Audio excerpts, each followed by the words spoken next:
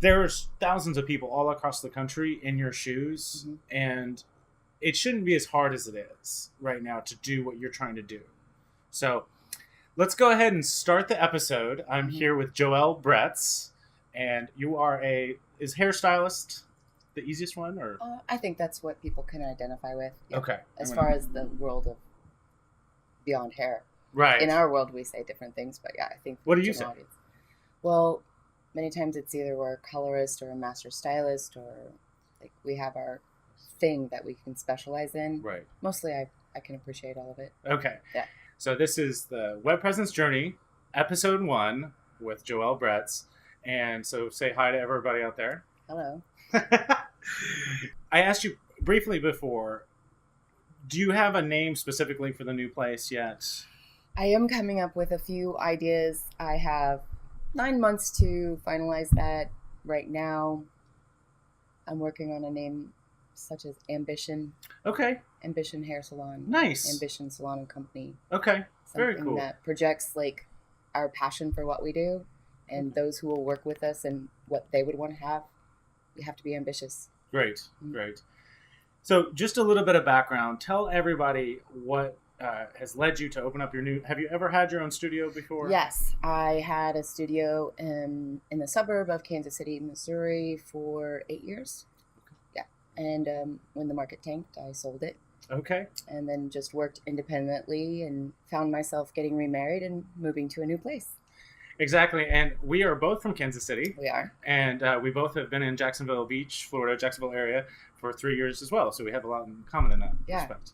So that's awesome. You were working at another studio in Ponte Vedra for a while. Yes. And you actually have a non-compete with them. Yes. And you've been working at another part of town. Yes.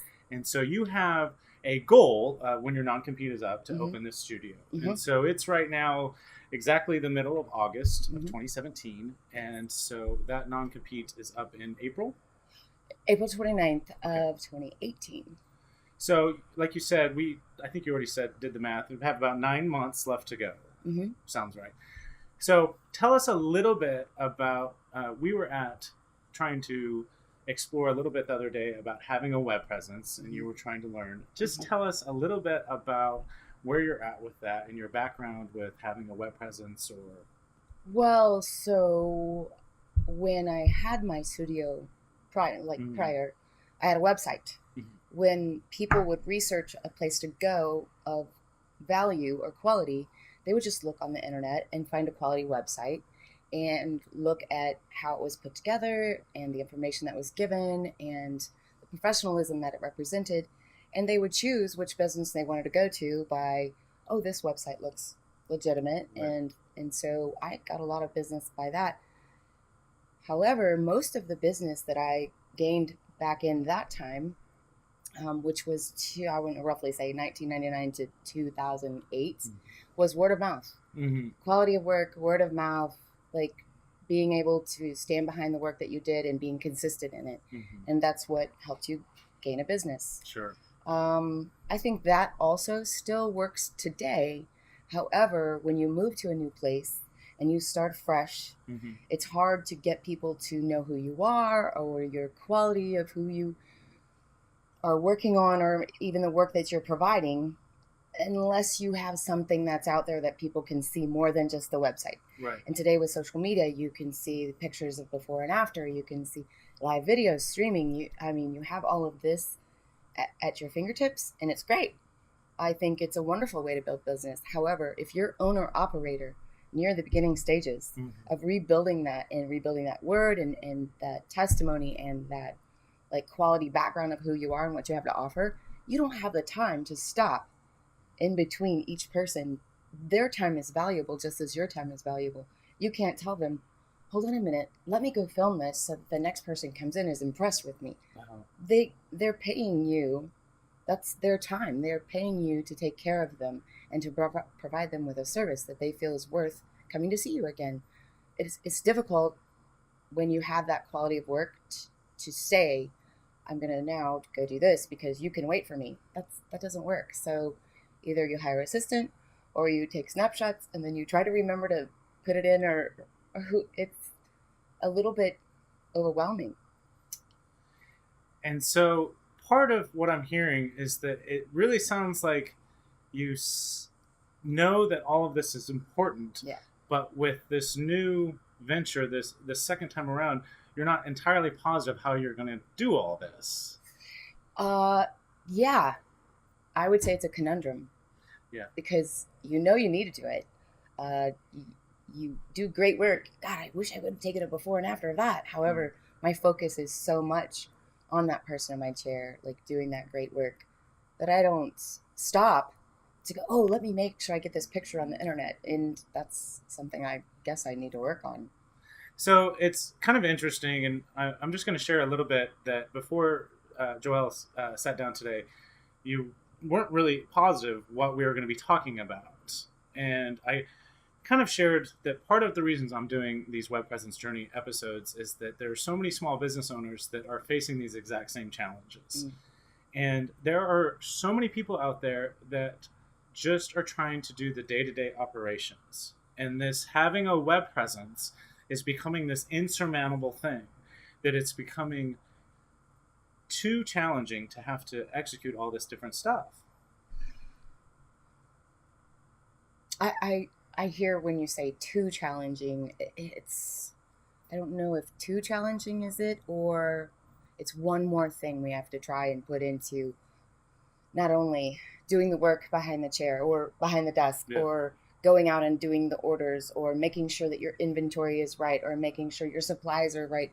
You have all of these things that fill up your day. It's almost a little bit one more thing that's a little overwhelming to make sure to get in. And so knowing how or what resource that we have that can help us do that, that's cost effective in addition to that, you know, and it's overwhelming to find the time for it, I think. Well, that's probably the interesting part that you said is cost effective, because at some point the return on investment might tip, where you say, if I take this one picture, is this going to make me 25% more money this year? The answer is no. Right.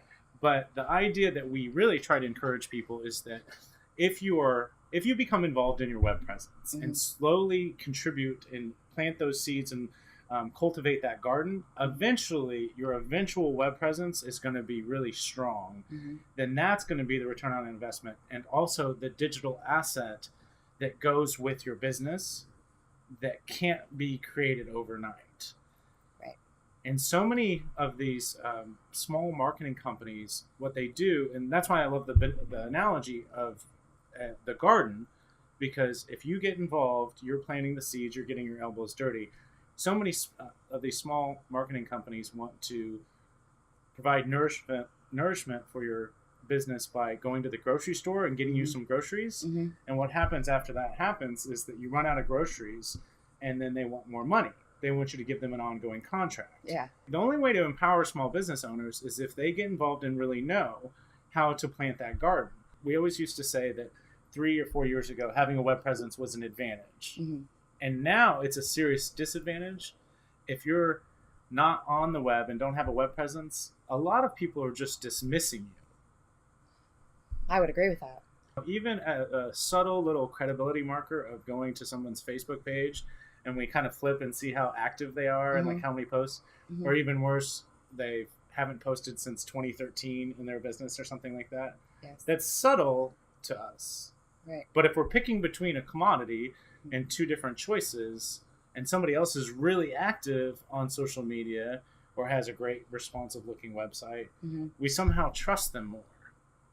When they're looking, for example, for a hairdresser, and all things are equal, when they Google, they start to go look for other little things to say that this small business owner cares about me because they've done this, this, and this. I would say, okay, so for instance, I'm looking for a service that's provided locally, and I am given a referral somewhere. I take that referral, I look it up who they're talking to, I find all of their web presence.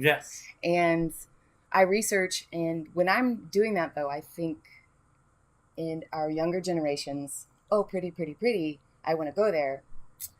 But in a more mature generation, we're really a little more fact friendly. Mm-hmm. And we may see a pretty picture. However, okay, well, what's backing that up?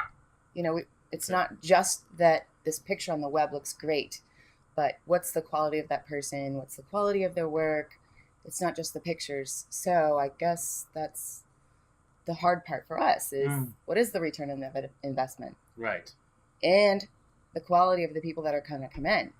Yeah. In our line of work, you have Groupon chasers where they hop around. Mm-hmm. Or you have somebody who says, oh, I referred this person to you and they looked up your work and they found it credible, so now they're going to come to you. Well, then that person comes back again and again and again. So I feel like the web presence is very, very important. Like I said earlier, it's taking that time to make sure you get that before and after shot. In a salon, many times the lighting isn't great. Let's run outside to the lighting outside where the light's more pure and get that great picture. And so it's the time, really, because when I come home, I'm done with work. It's been a 10-hour day. Mm-hmm. I'm not like at the computer, like what do I need to do next? I'm probably starting dinner. Yeah. So. Yeah. Does that sound? No, it doesn't. It sounds.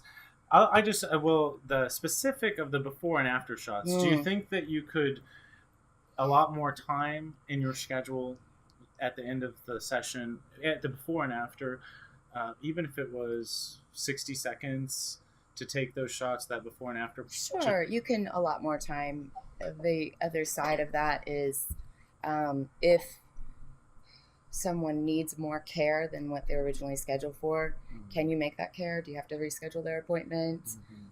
Plus, women, if they don't have their makeup done, they're not really happy to be on camera. Right. So, right. That's a good point. I didn't think about that. Right. Yeah. Unless you're going to take a shot without their whole face showing, which is nice. Right. Doesn't really show a really good before and after. Right. Right. Good point.